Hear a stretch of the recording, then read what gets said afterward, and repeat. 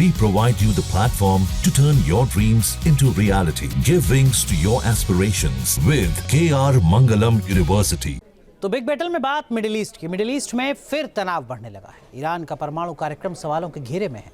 सवाल यही कि क्या मिडिल ईस्ट में एक बार फिर जंग तय है? क्यों मिडिल ईस्ट में एक बार फिर जंग का अलार्म बज रहा है? बताते हैं आपको।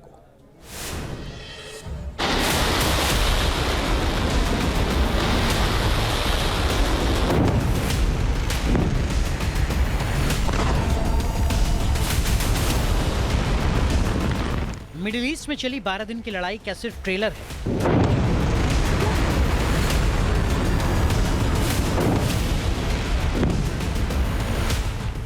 क्या इजराइल ईरान के बीच विनाशकारी युद्ध की असली पिक्चर बाकी है?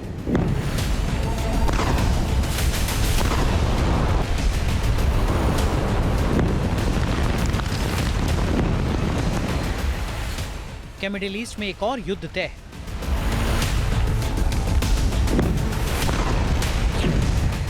क्या इजराइल को ईरान के खिलाफ गाजा जैसा एक्शन लेना होगा? क्या युद्ध के लेबनान मॉडल के जरिए इजराइल ईरान के खतरे को खत्म कर पाएगा?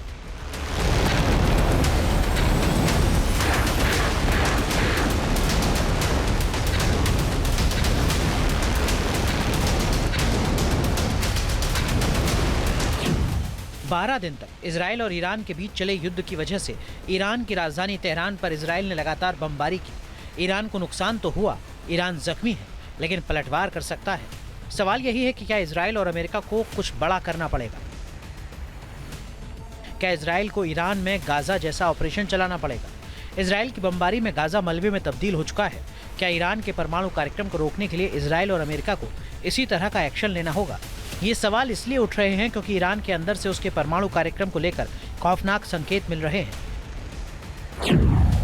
रिपोर्ट्स के मुताबिक ईरान अपने परमाणु कार्यक्रम को आगे बढ़ाने के लिए प्रतिबद्ध नजर आ रहा है। खबरों के मुताबिक ईरान के पास 60% शुद्ध 410 किलोग्राम यूरेनियम है। अगर इस यूरेनियम को आगे संवर्धित किया गया तो इससे 9 न्यूक्लियर वॉरहेड बनाए जा सकेंगे।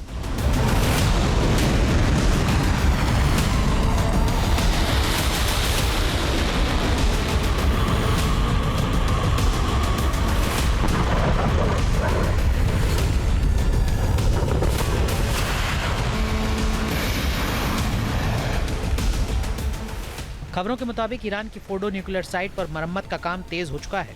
इसकी सैटेलाइट तस्वीरें सामने आ चुकी हैं। IAEA का दावा है कि ईरान के पास एटम बम बनाने की क्षमता है, लिहाजा सीजफायर के बावजूद टेंशन बढ़ती जा रही है। कोई भी दोबारा हमले से इनकार नहीं कर रहा। ईरान के परमाणु कार्यक्रम को लेकर इजराइल में टेंशन है। इजराइल के रक्षा मंत्री काट्ज ने साफ कहा है कि अगर फिर खतरा पैदा हुआ तो ईरान पर हमला हो सकता है।